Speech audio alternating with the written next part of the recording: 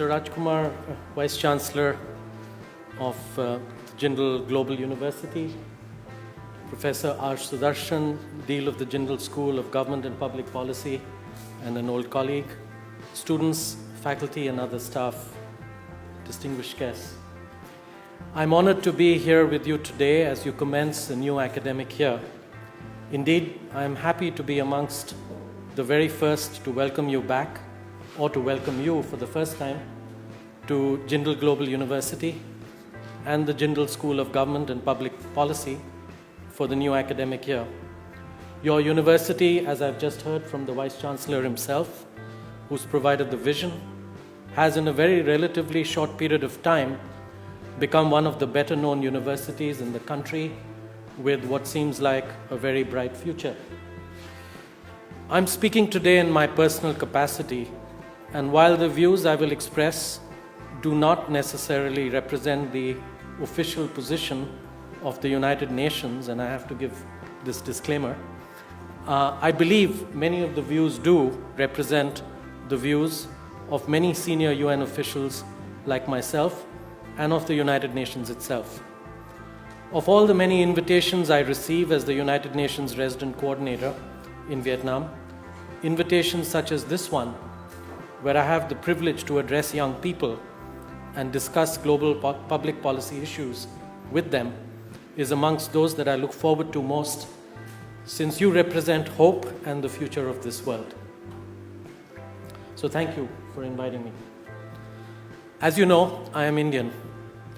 I have now been out of the country first for postgraduate studies and then to work globally for over 35 years, since 1981, even though I have stayed in close touch with the country and come here often.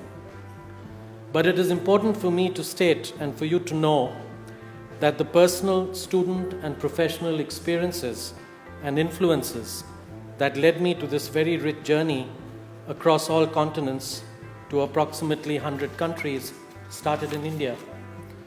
And my career choices were largely shaped by my early life in India, not least when I was a student at Delhi University and then the Indian Institute of Management.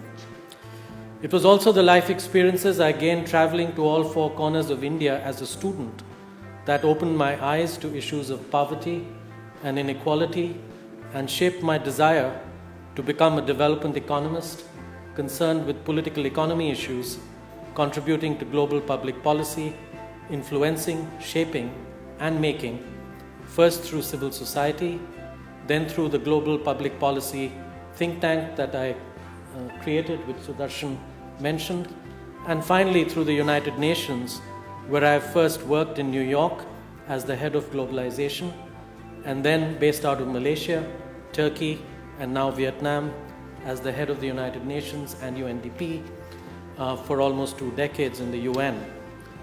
Dear students, the United Nations is perhaps the world's greatest and hopefully most enduring and all-encompassing global public good. Those of you who are economists will understand the term global public good. It was built out of the ashes of the Second World War to ensure global peace and security and to prevent another world war. The world and its conflicts have changed considerably since the establishment of the United Nations in 1945. The organization has evolved to address these major challenges, albeit without adequate political will by many member states, without resources commensurate with its formidable long list of mandates and responsibilities, and without adequate innovative tools of engagement. We are facing all these obstacles and constraints today as never before at this particular global conjuncture when some believe multilateralism itself is under severe threat. I do not believe it is, and at least not in the medium to long term, and I will return to this issue towards the end of my talk. Today, the United Nations is an organization with almost 4 times as many members as it had at its founding in 1945. With 193 member states, we are the only universal intergovernmental organization with the legitimacy which comes from our unique membership and mandates. Despite the UN's obvious shortcomings and challenges, largely attributable, I would say, to its member states, it can look back at a proud record of achievements while seeking to readapt itself to the challenges of the 21st century, which represents a greatly changed global landscape from 1945, when the UN was established. The UN was born to protect and promote peace and security, and to create a world without discrimination and inequality. Aside from ensuring peace and security and preventing a third world war, the UN's role has been to promote and protect human rights and protect and promote social and economic development. All three mandates and pillars remain relevant and critical in the current global conjuncture of protracted civil wars and conflict, especially in the Middle East and Central and West Africa, but also in parts of South Asia and other parts of the world. It is important to also note that these three pillars are integrally linked. You cannot have peace and security without development, or development without peace and security, and neither will be possible without a fundamental respect for and the achievement of human rights. So, many of the world's current seemingly intractable problems exist because of a lack of appreciation by both policymakers and ordinary citizens of the importance and interconnectedness of these three pillars, which the United Nations represents, advocates, and promotes in practice all around the world every single day. All of us should promote the three pillars of the UN: peace and security, development, and furthering human rights, all of which each of you can help advocate with your families and friends and help promote both at an individual and societal level. The United Nations Charter, which embodies these pillars as well as the fundamental values and principles on which the United Nations was founded over 70 years ago, therefore remains a timeless document and will stand you in good stead as a moral compass, especially in these difficult and challenging times for the world community. The very first article of the Charter states that the organization should, and I quote, take effective collective measures for the prevention and removal of threats to the peace, end of quote. The basis for the peaceful settlement of disputes is found in Chapter 6 of the UN Charter, which requires states to first try to seek solutions through peaceful methods such as, and I quote again, negotiation, inquiry, mediation, conciliation, arbitration, judicial settlement, resort to regional agencies or arrangements, or other peaceful means of their own choice, end of quote. These options remain critical today when extremist ideologies are destabilizing many parts of the world and threatening not just the values and principles of the United Nations, but multilateralism itself, as well as global peace and security. They also threaten to undermine or outright destroy decades of unprecedented social and economic development and human rights progress since the UN's founding. At such a time, the education and values that universities provide, instill and inculcate in each of their students will be even more important than ever before. Moreover, embracing the UN's ideals of protecting human rights, eradicating poverty, reducing inequalities, combating climate change, and resolving conflicts, while advancing dignity, justice, and equality for all people, should be the centerpiece of the curriculum and teaching in schools such as yours. Indeed, schools of government and public policy have critical roles to play in influencing future global and national public policies through students such as you. Ladies and gentlemen, allow me to now briefly but more closely examine each of the UN's three pillars, both historically since the UN's establishment and in the context of current reform initiatives at the United Nations. I will start with peace and security. The nature of conflict has been changing for centuries, and the 21st century is no exception.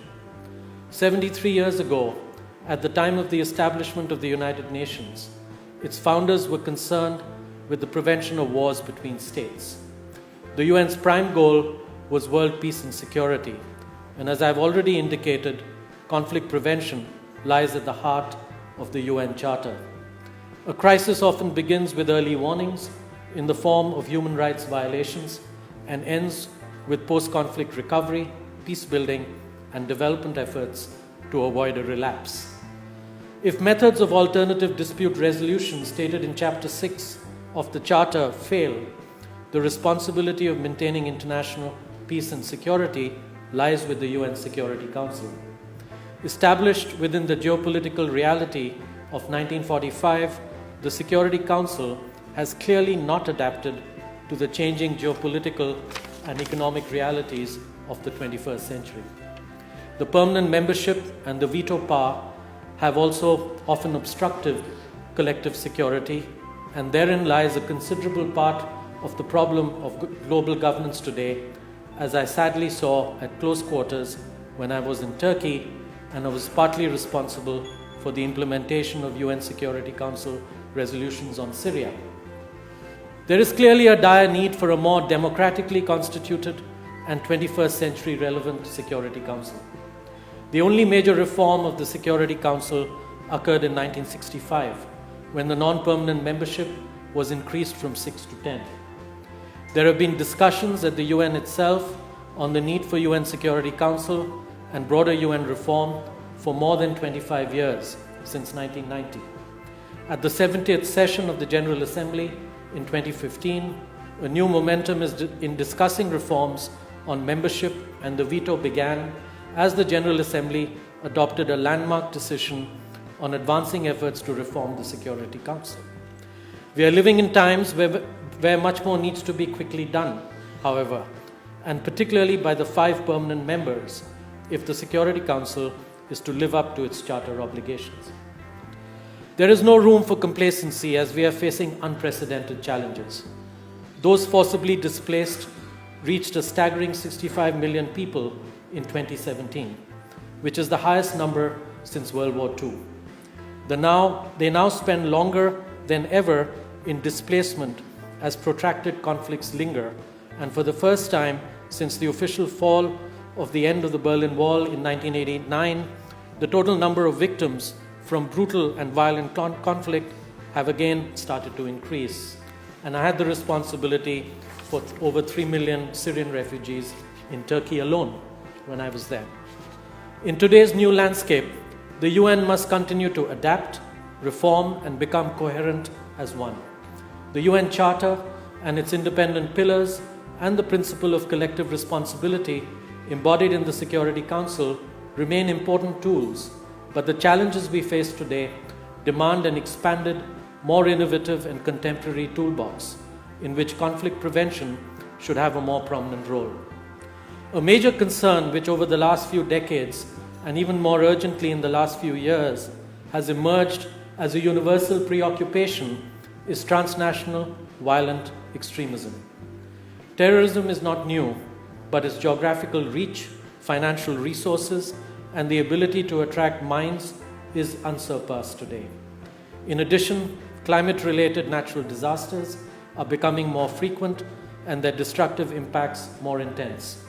Every year, we continue to achieve the wrong set of records, whether on air pollution, rising sea levels, or on greenhouse gas concentrations in the atmosphere. A related major concern in peace and security and global governance is the increase in the number and intensity of large-scale crises. Since 2008, the number of conflicts in the world has tripled. The Central African Republic, the Democratic Republic of Congo, Liberia, Afghanistan, Mali, South Sudan, Libya, Yemen, Iraq, and Syria. That list, which is not exhaustive, is long and unfortunately growing. There were around 70 UN peacekeeping operations and special political missions between 1948 and 2015, with approximately 15 currently ongoing, deploying more than 125,000 people, more than ever before. From 1st July 2017 to 30th June 2018 alone, an overall budget of US $6.8 billion had to be approved to support these peacekeeping efforts, an amount that is increasing. these conflicts are becoming more intractable and less conducive to political settlements due to factors such as transnational organized crime and violent extremism. The third related major concern we face in peace and security are the multiple crises of governance fueling disruption and violence. Today's violent conflicts are often rooted in poor governance, corruption, oppression, mismanagement of natural resources, exclusion, and inequality. For example, systematic discrimination against minorities, which is widespread in the world, tends to exacerbate the alienation on which terrorists feed, including in the Middle East and Central Africa, but even closer to home in South Asia, including India. So we need to ask ourselves, how can the UN's member states reform themselves better to help countries meet these challenges and build resilient societies through UN support that can deliver on the promise of leaving no one behind? How can we preserve the norms that will safeguard humanity? And how can we win back the trust of the we the peoples that the UN Charter starts with in its first line and was meant to serve? The answer of Mr. Antonio Guterres, the current UN Secretary General, has been to prioritize crisis prevention in everything that the UN does. Crisis prevention should not just be understood as diplomatic action, but, and as I quote the Secretary General, a way to avert the outbreak of crises that take such a high toll on humanity, undermining institutions and capacities to achieve peace and development. End of quote. Therefore, noting that the UN's most serious shortcoming is our inability to prevent crises, the UN will need to work with its member states and other stakeholders to jointly increase their capacities to prevent crises by, first, a surge in preventive diplomacy, second, implementing sustainable peace resolutions, third, strengthening partnerships, and fourth, reforming the UN operational system to overcome fragmentation in order to consolidate our capacities to meet the prevention challenge.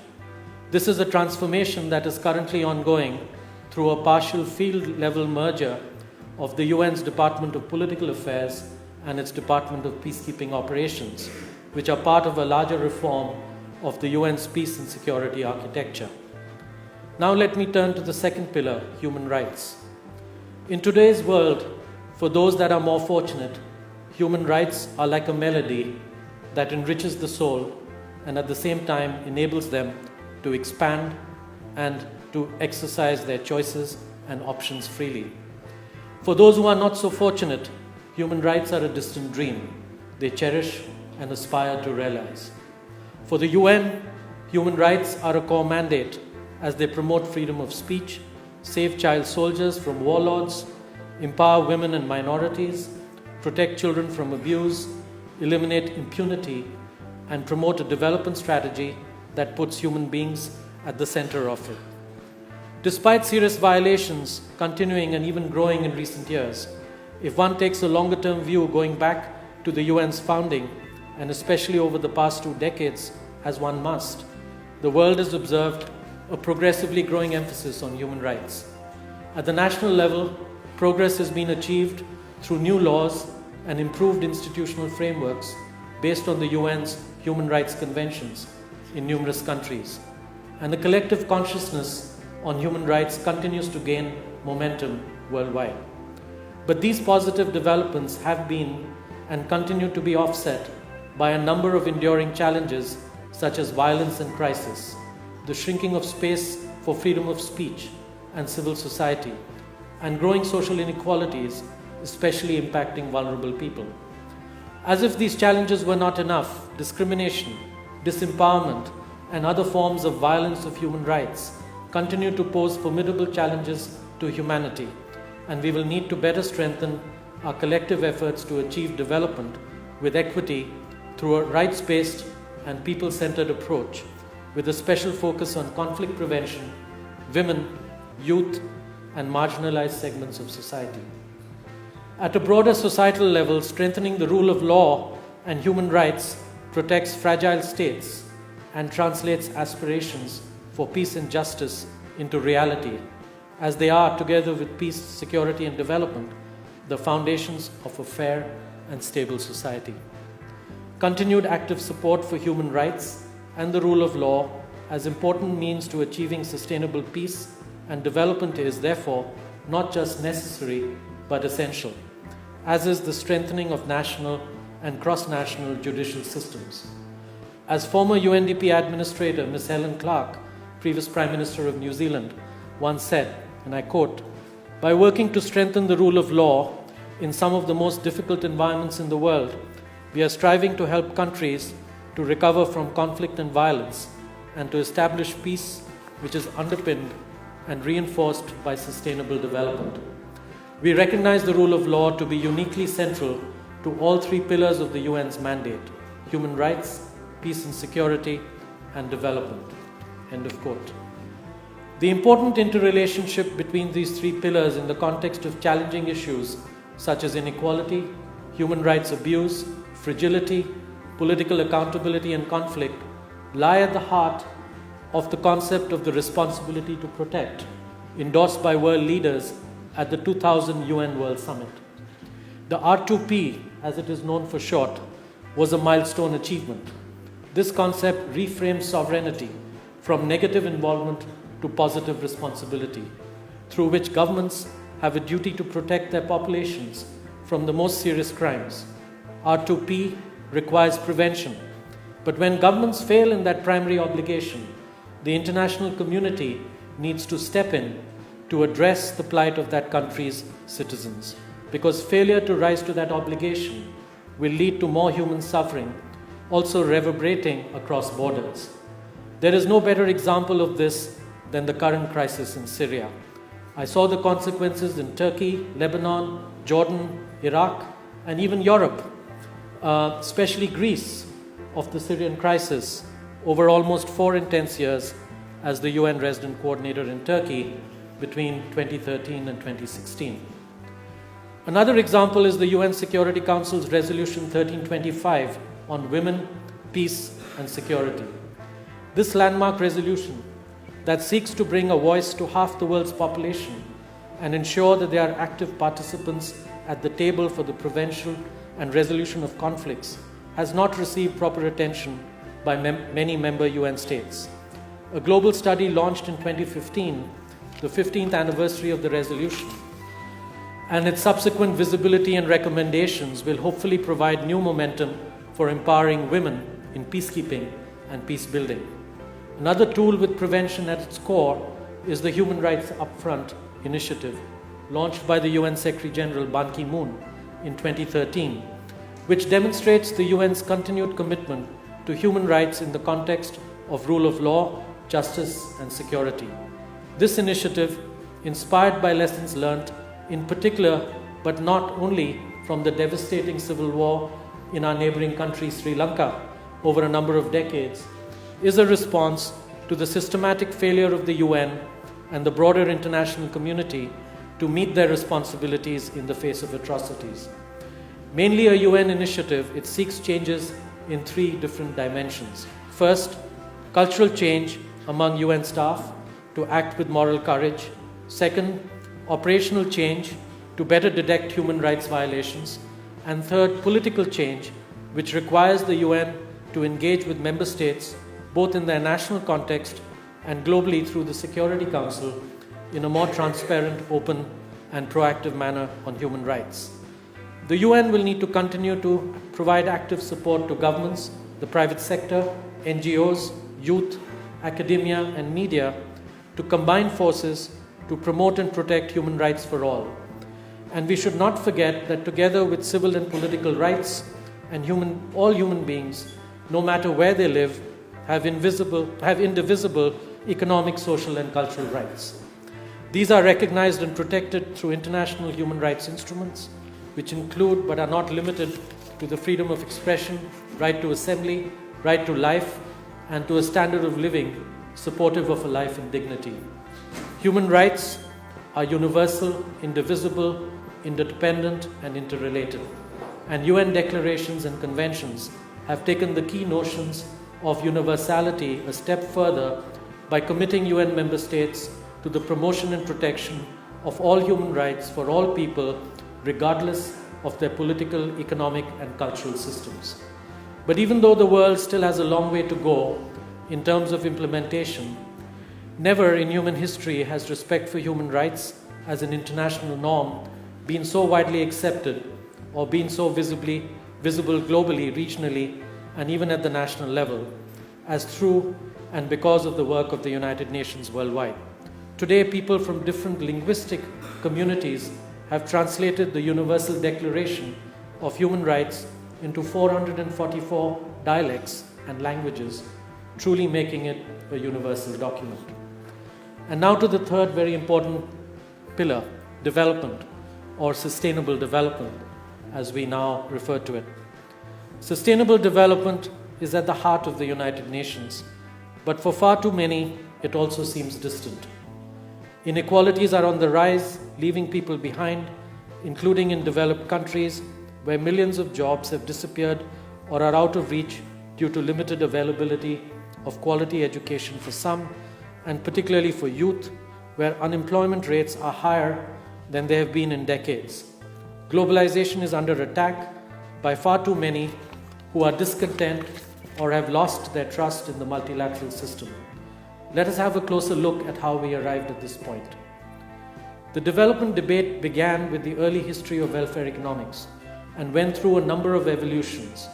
And even though it continues to evolve, in many ways it culminated in paradigmatic terms with human development thinking promoted by the United Nations Development Programme, UNDP, when it launched its first global human development report in 1990, which interestingly was the intellectual brainchild and result of close cooperation between two prominent South Asian economists, an Indian and a Pakistani, Nobel Economics laureate and philosopher Dr. Amartya Sen and Dr. Mehboob-ul Haq of Pakistan.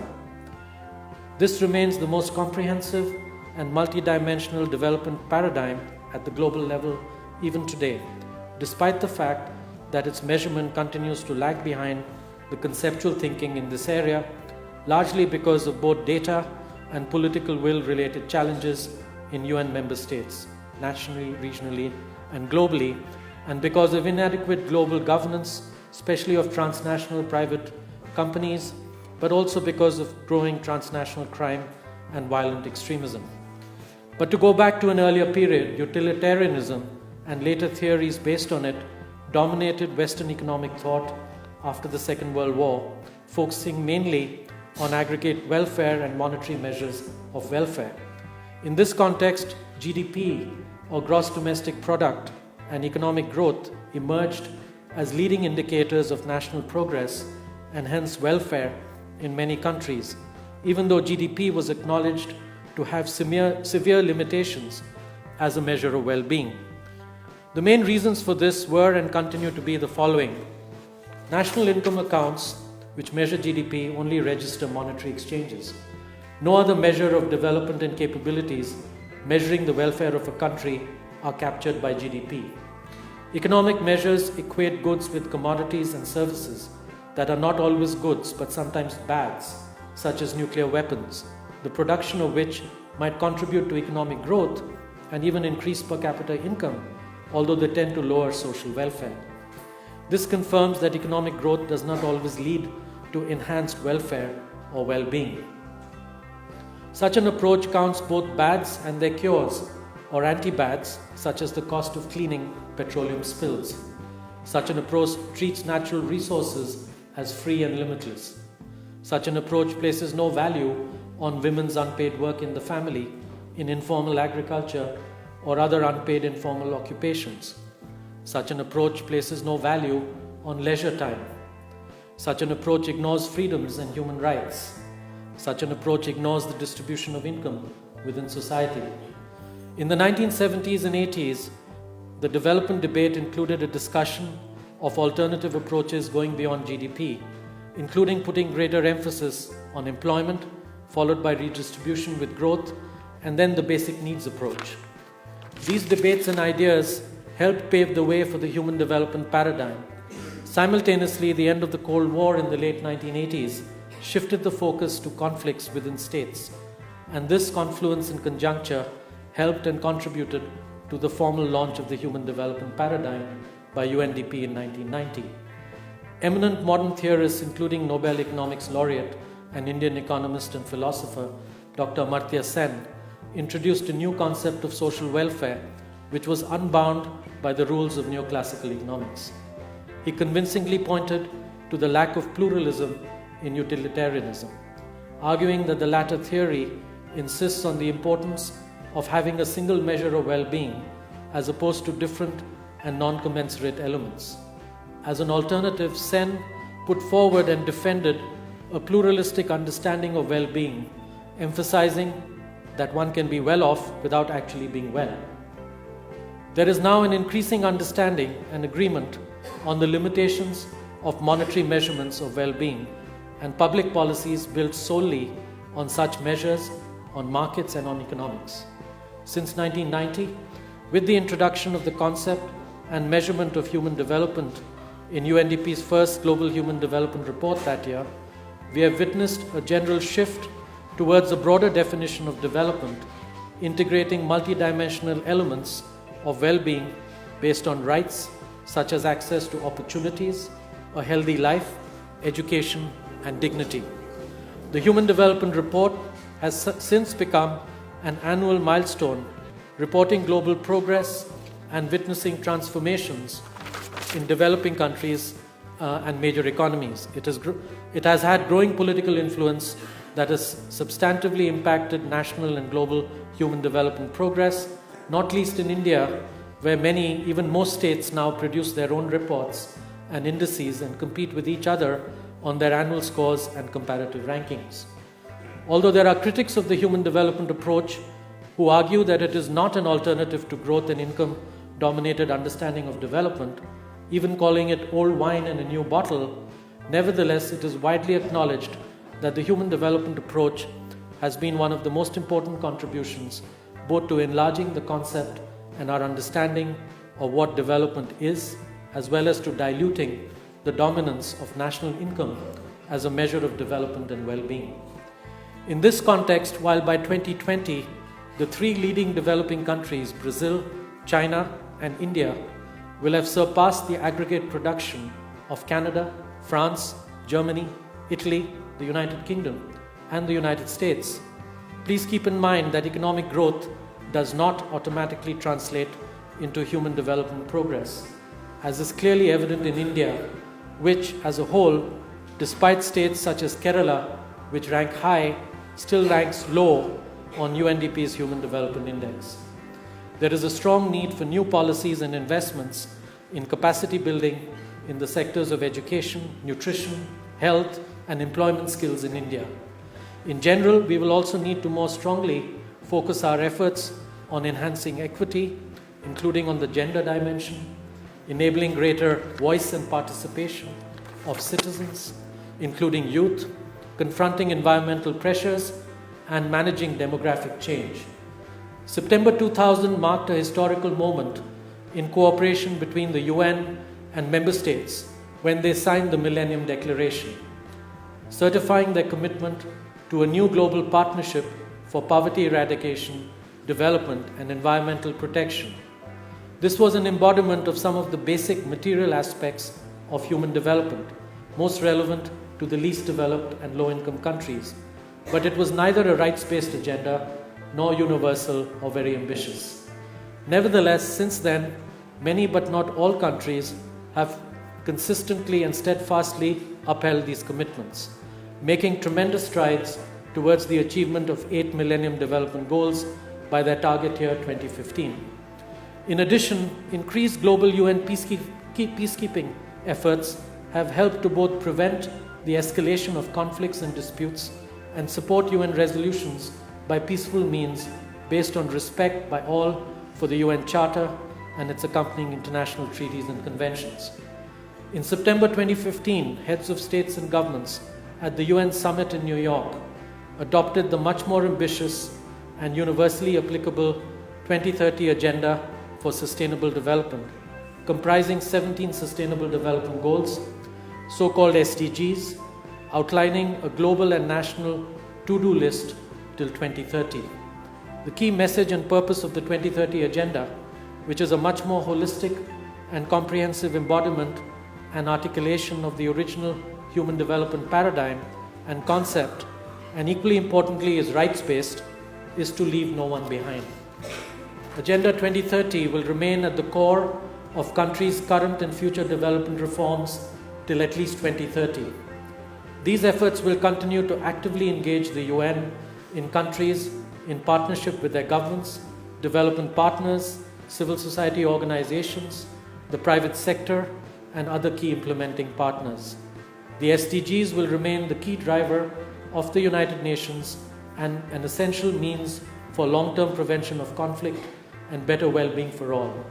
Agenda 2030 recognizes that the best way to prevent societies from descending into crisis is to ensure that they are resilient, inclusive, sustainable, engaged in the promotion and protection of human rights, and that they have the capacities to manage risks and shocks effectively by undertaking concerted action. Agenda 2030 also recognizes that current investments in all countries, economically developed and developing, to help them build strong and inclusive institutions and resilient communities are clearly insufficient. While this is particularly true for the least developed countries and low-income countries and those in special and fragile circumstances, it is indeed also true for the United States and most other economically advanced countries. So far, over 140 UN country teams have received government requests for support for their national efforts towards successful SDG implementation, including from India. A bold agenda also needs bold reforms at and of the United Nations if it is to deliver on Agenda 2030. The UN Secretary General, Mr. Guterres, recognizes this and is publicly committed to making the UN fit for purpose for achieving Agenda 2030 through a renewed emphasis on the prevention of conflicts, addressing development challenges, and by transforming the current UN development system in order to improve accountability and to better support countries in the implementation of Agenda 2030 and the Paris Climate Agreement, which is an integral part of the SDGs and an important potential contributor to its achievement. As a result of the current Secretary General's bold UN Development System reform proposals, on 31st May 2018, the UN General Assembly adopted a landmark consensus resolution on repositioning the UN development system, hailed by Mr. Guterres as the new era of multilateral support for country priorities.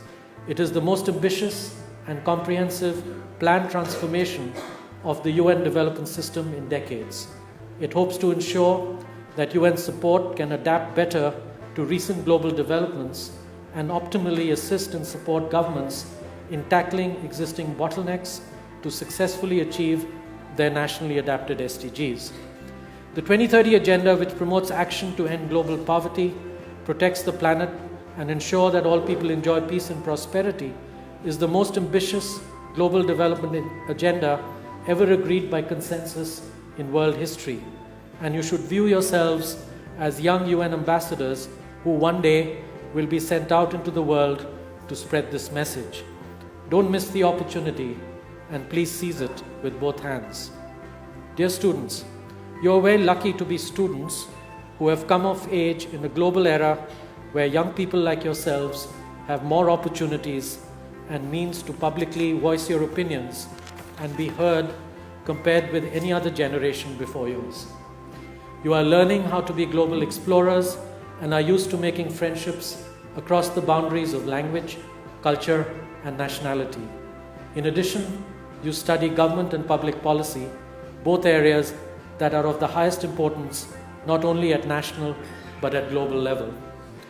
Good global governance in an era of accelerating globalization is critical, and global public policy, which is manifest in legal international treaties, conventions, and other formal arrangements between governments, with the aim of seeking an international or global balance between powers, as well as preventing conflicts, will become even more important for you and future generations. What we today perceive as global governance can be said to have begun in the early 1800s.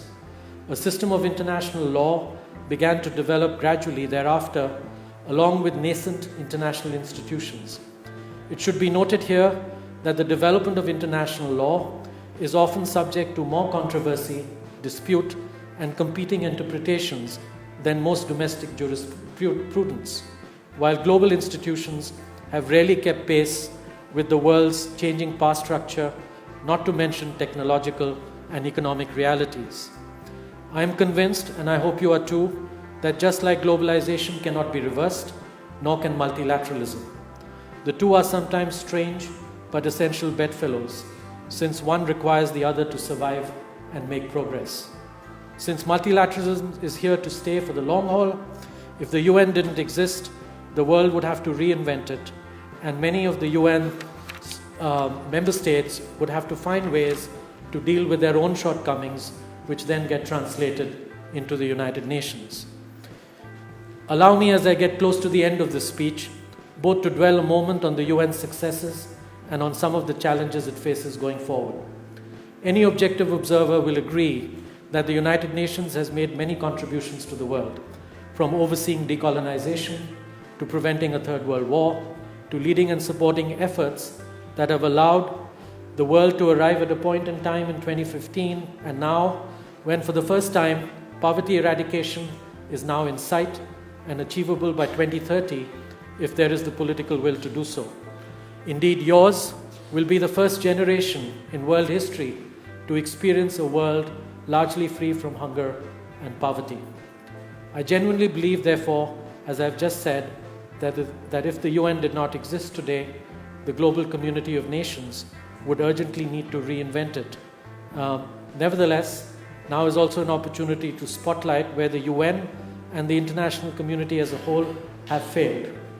We need to redouble our collective efforts to meet current and future challenges.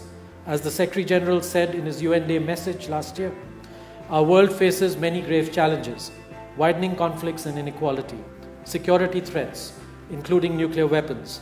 We have the tools and wealth to overcome these challenges. All we need is the will. Looking to the future, many important challenges remain, and new ones are emerging all the time. The increased frequency of devastating weather-related events highlights the world's growing vulnerability to both climate change and disaster risk, and special emphasis will need to be placed on poor and vulnerable populations. Furthermore, governments will need to place stronger emphasis on a whole-of-society partnership approach, more actively embracing partners such as the private sector and civil society, as well as universalizing access to basic social and health services and ensuring education for all. What about the role of India and Indians in all of this? Both will have an increasingly larger global footprint and growing responsibility to the international community in the years ahead. It is urgent, therefore, that despite some successes since its independence, India first puts its domestic house in order, which currently is beset by many challenges, some old and others new.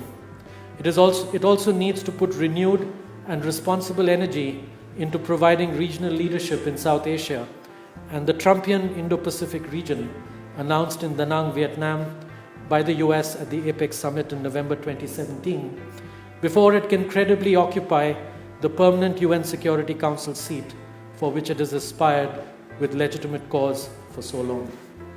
To credibly do so, India will, among other things, need to build on and strengthen its greatest assets since its foundation, its secular, deep-rooted democracy, reinforcing its checks and balances and making them more robust. It will also need to increase respect for its multiple diversities and minorities, not weaken these. Unfortunately, these are challenging times for India and for Indian democracy and diversity, as it is widely perceived that some of India's greatest and time-honored assets are under threat from certain quarters at the current time. Dear government and public policy students, your first responsibility as Indian citizens and students of government and public policy is to protect and strengthen India's unique assets. Indeed, it will be your responsibility, sooner than you might think, to find peaceful solutions to India's, the region's, and the world's problems while respecting fundamental freedoms and the principle of equality for all. The challenge of battling extreme ideologies, climate change, celebrating and advancing multiculturalism, and protecting and ensuring the universal application of human rights are but some of the critical challenges that your generation inherits from mine, both in India, regionally, and globally.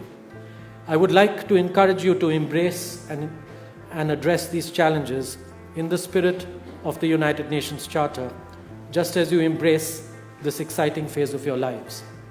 As you prepare to go out into the world to make your contribution to it, please keep in mind the timeless and wise words of our preeminent independence leader and father of the Indian nation, Mahatma Gandhi, and I quote, "Be the change you wish to see." I trust and hope that the change you all wish to see in your lifetimes and for your children and future generations is consistent with the highest ideals of Mahatma Gandhi, the timeless UN Charter, and the Indian Constitution, another amazing, inspiring, and far-sighted document. My best wishes to all of you for your new academic school year and for your futures, to each one of you, and don't forget to enjoy every moment of it. Thank you.